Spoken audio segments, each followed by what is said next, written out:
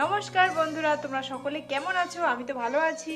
আজকে আমি এই সিমগুলো দেখতে পাচ্ছ, এই যে এই সিমগুলো দিয়ে কিন্তু একটা জিনিস বানাতে যাচ্ছি। চলো আমার ভিডিওটি সম্পূর্ণ তোমরা দেখতে থাকো, তো অবশ্যই বুঝতে পারবে আমি কি বানাতে যাচ্ছি। আশা করছি সবাই ভিডিওটি আমার দেখবে। আর আমি হচ্ছি তোমাদের অনু। তোমরা বলবে তোমরা কে কোথা থেকে আমার ভিডিওটা দেখছো, ঠিক আছে? তো চলো ভিডিওটা শুরু করা যাক। প্রথমেই আমি সিমগুলোকে হাতের সামনে নিয়েছিলাম। নেওয়ার পরে দিয়ে যা কিছু নোংরা আছে, যা কিছু হাত দিয়ে পরিষ্কার করা যায় সেগুলো হাত দিয়ে পরিষ্কার করে নিলেই হবে।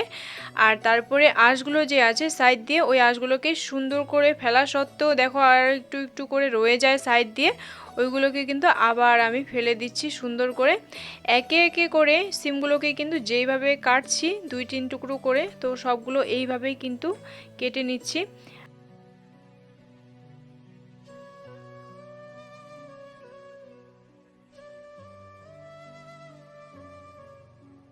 কাটা হয়ে গেছে, এখন থালের মধ্যে সবকটা সুন্দর করে নিয়ে নিলাম। তো এখন এটাকে সুন্দর করে আবার ধুতে হবে।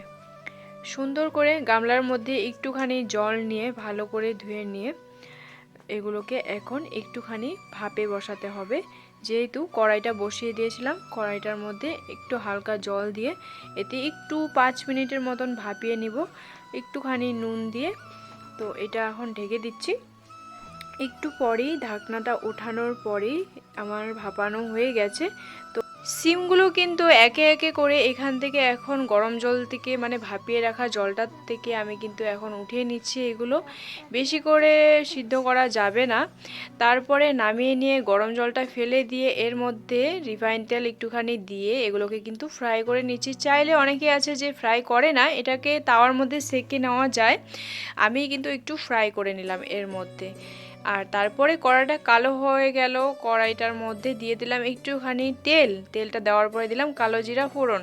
কালো জিরাটা ফোড়ন দিলে একটু টেস্ট বেশি হয়। তারপরে আবার দিয়ে দিলাম রসুন, পেঁয়াজ আর লঙ্কা। এটাকে কিন্তু সুন্দর করে ভাজাভাজি করে নিয়ে তারপরে আমি দিয়ে দেব প্রথমেই সিমগুলো দিয়ে দেওয়ার পরে তারপরে উপরে দেব আমি পেঁয়াজ, রসুন আর লঙ্কাটা।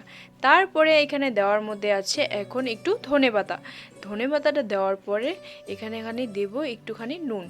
আর এতে কিন্তু আমি হলুদ ব্যবহার করিনি, দরকার হয় না, হলুদটা আমি এখানে দিলাম না। এতে এখন আর কি প্রয়োজন আছে বলো তো বন্ধুরা?